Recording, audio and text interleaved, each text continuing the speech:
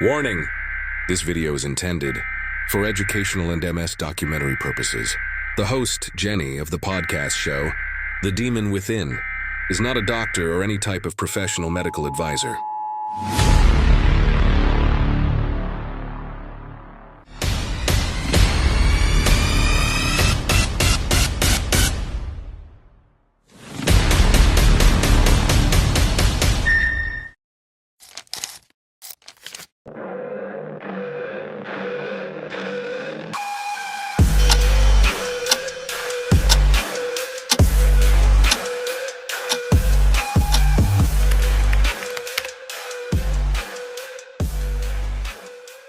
I am a warrior.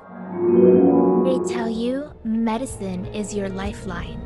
They tell you it's the only way to keep the demon at bay. But what they don't tell you is that sometimes to save your life, you have to watch your own reflection turn into a stranger. It's been said that history is written by the survivors, but in the world of multiple sclerosis, history is written by patient zero.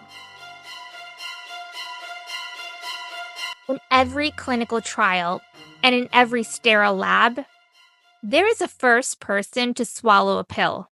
The first to let the needle break the skin. We are all searching for that one person who walks out of the lab whole again. But instead, we find ourselves trapped in a loop, a bargain with the shadows. Before we go deeper into today's episode, I need to be very clear about something. I am not a doctor. It says so at the beginning of this show. There is a warning. I am not a medical professional. I am not a nurse or a researcher for any chronic illness or diseases. I am a patient. I am a warrior. I am someone living in the trenches of this disease, just like you. I'm not against medication. I believe in the power of science. But I haven't personally found a treatment that works for me without trying to take my soul in the process. Please, always listen to your doctors, but never stop listening to your body. Welcome to The Demon Within. I'm your host, Jenny. Today, we are deconstructing the patient zero paradox, trading my soul for a treatment, not a cure. Imagine you're in a burning house. The fire department arrives, but instead of putting out the flame, they just hand you a slightly wet blanket and tell you to wait. That is the paradox of MS treatments. We have a pharmacy full of chemical extinguishers, but the house is still blackening to ash. Why is there no water? Why is there no cure? Because the MS demon is a master of disguise. In one body, it attacks the optic nerve, blinding you with a white veil. In another, it severs the connection to the legs, leaving you a prisoner in your own chair. There is no patient zero for a cure because we're not all fighting the same ghost. We're all born with a natural instinct. That instinct is the will to survive. To survive, we enter a world where we have to pick our poison, hoping it kills the demon before it kills us. But for me, that choice was nearly everything I had. When I was first diagnosed with multiple sclerosis, I was put on medication immediately. However, each medication I was given came with major side effects. Now, I'm going to share with all of you out there my personal experience. Keep in mind, just because I had a bad reaction to some of the medications I'm about to list doesn't mean you're going to have the same experience. I know all of you out there have heard the saying, multiple sclerosis is like a snowflake. There's not one patient that's alike. And the same goes with multiple sclerosis medication reactions. Our bodies are different. Just because my body reacted really badly to one medication does not mean you out there will have the same experience. When you're newly diagnosed, you're ushered into a room and offered a choice of shields. Doctors call these disease-modifying therapies DMTs. They usually start with what they call first-time agents, the ones they hope will tame the beast without breaking the host. Let's talk about the injectable ritual. These are the old guard. You know, Copaxone, Avonex, Rebif. They're often chosen because they're safe. But the ritual is chilling. You become your own tormentor, plunging needles into your skin daily or weekly. It's a constant reminder that something's wrong. Now, I'm going to say this again. I'm not against medications that treat multiple sclerosis. If you're on any of these medications that I'm about to discuss and they're working for you, please continue your treatment. What works for you is what's best for you. For many, the safety of interferons comes with a major side effect: a perpetual flu that haunts you for 24 hours after each shot. In the early 2000s, I was taking interferons daily. However, my body couldn't handle the aches and pains that followed after. Felt like I was sick with the flu 24/7. My body became so swollen from the injections that it got to the point where my own husband couldn't even hug me. Then, my doctor switched me to another injectable, which was taken weekly. And yet, still, I received all the side effects of the medication without having any of the benefits. Years later, a new treatment was offered to multiple sclerosis patients. This was a major turn in healthcare, since oral medications for multiple sclerosis were now on the market. I was really excited about never having to take another injectable. It was convenience in a bottle. Vumerity and Aubagio. Those medications feel like less of a medical procedure and more like a morning routine. But for me, the pill was a Trojan horse.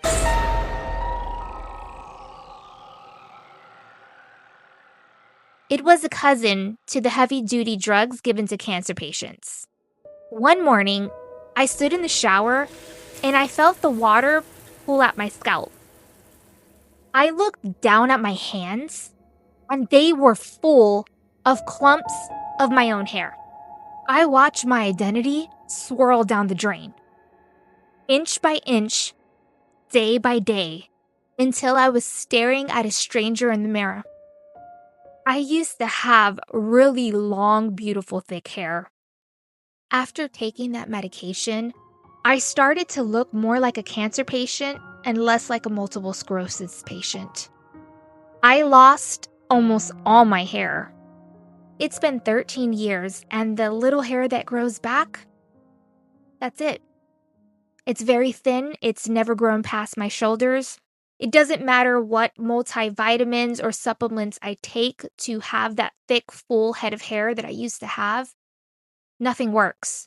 It literally stunted the growth of my own hair. I wear a lot of hair extensions for that reason.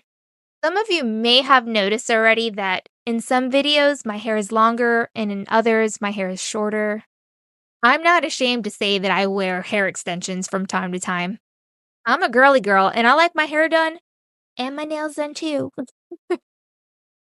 Sometimes the fire is too hot for a damp blanket.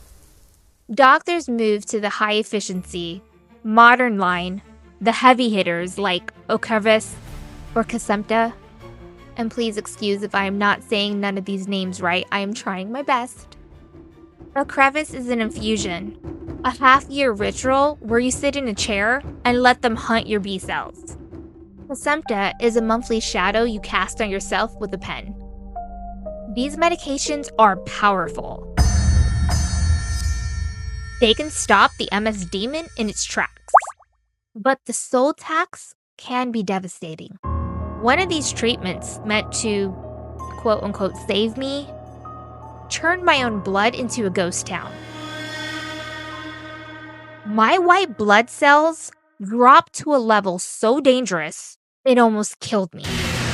I had no armor left. My body was an open door for any and every infection. I was stable on paper, but in reality, I was dying inside. To understand how close I came to the edge, you have to understand what these high-efficiency drugs actually do. They're like a specialized tactical team sent into your blood to find your B cells and T cells. Those are the soldiers of your immune system. In MS, those soldiers have gone rogue and are attacking your brain. The medicine is just supposed to bench them out. But in my case, the medication didn't just bench the soldiers, it burned down the entire barracks. Hold that thought, everyone. We're briefly evicting the demon within for a quick word from the folks who keep our lights on and our infusion chairs comfortable. Stay tuned. We'll be back to wrestling the beast in just a moment. The demon within will return after these messages, provided we can remember where we left the microphone. Samantha Stacy started the Cute Cane Shop after being diagnosed with multiple sclerosis. As a young cane user, she couldn't find anything that matched her style and personality. Samantha loves creating custom designs for the young and young at heart. Her amazing canes were featured in Cope magazine. Visit her shop on Etsy at cutecaneshopetsy.com. Hey, I'm Sam Mueller of Cute Cane Shop, and this is just a reminder that your cane or mobility aid does not ruin your outfit.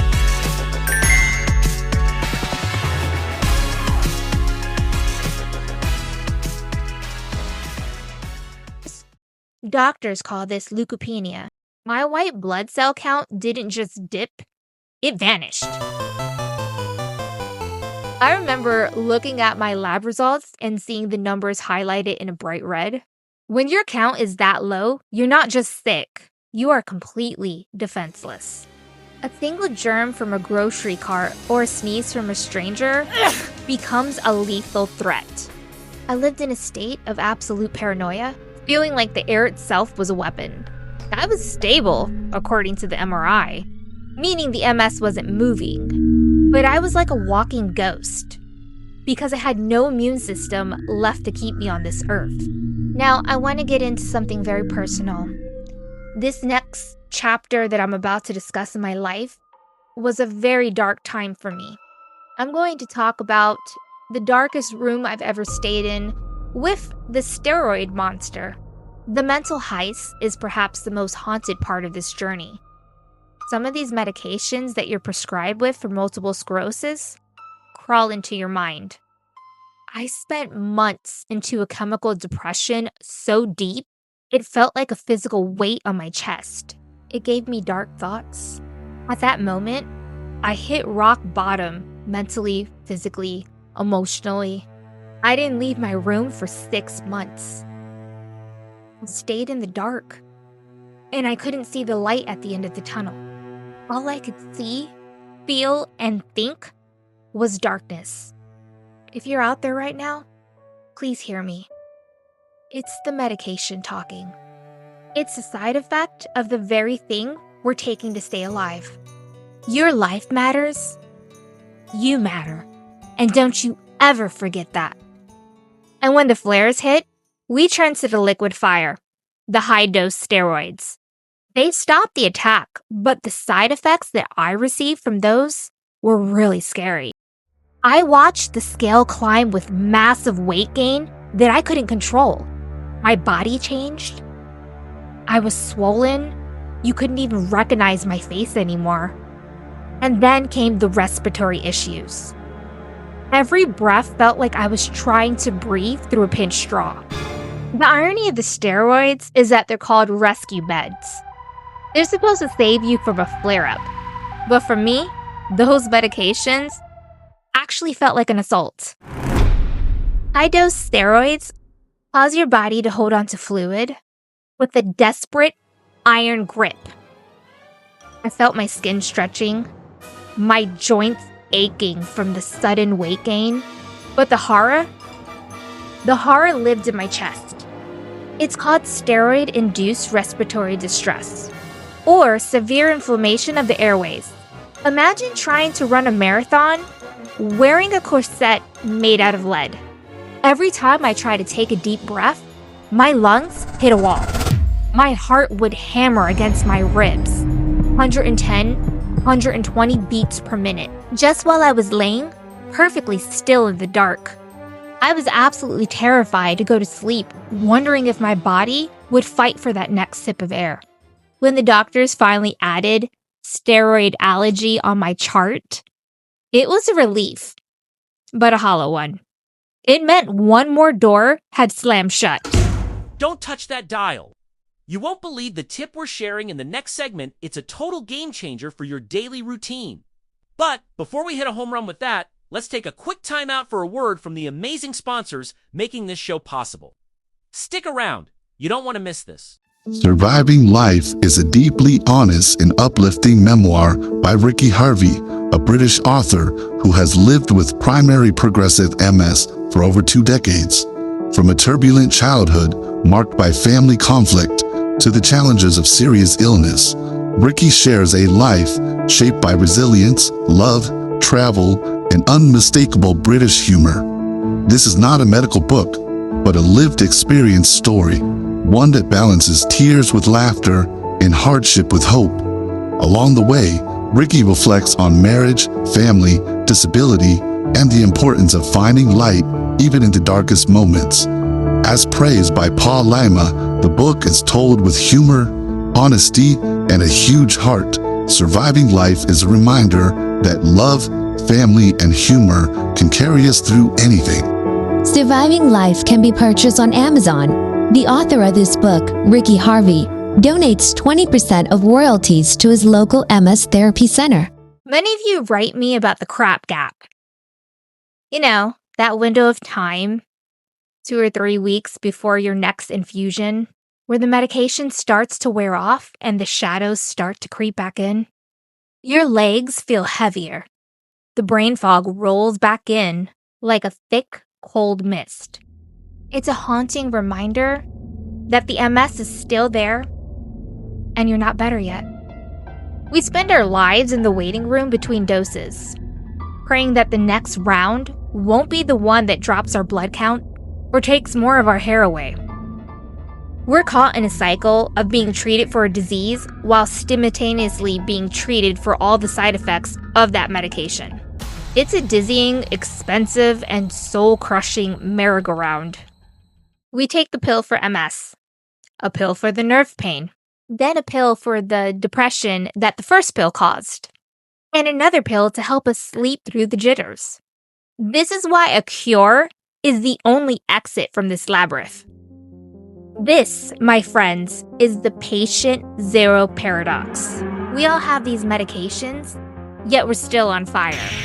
We're trading our hair, our blood counts, our heart rhythms, and our sanity for a maybe. A treatment is a ceasefire, while a cure is a reconstruction. We need science to stop looking at how to manage the haunting and start looking at how to rebuild the walls. We need to stop the paradox where the medicine feels like a different version of the disease. If you're listening to this, you've made the fight. You've made the trade. You've felt the poison. And yet, you're still standing, or sitting, or your eyes are wide open, but you are here with me. We are here, and we are still fighting. You are the loudest voice in your own care. Listen to your doctor. Please, please listen to your doctor. Your doctor is there to help you through this battle. But don't forget to trust your body. If a treatment is working for you and you're having shorter relapses and less flare-ups and no new progression on lesions, then please continue to take it. You're on the right road to living a happy, successful, and happy life. However, if your current treatment that you're taking is not working for you, then speak up. Make sure to talk to your doctor. Don't settle for a management plan when what we deserve is life. I'm Jenny, and this has been The Demon Within. Keep your light burning in the fog. And remember, we're coming for that cure.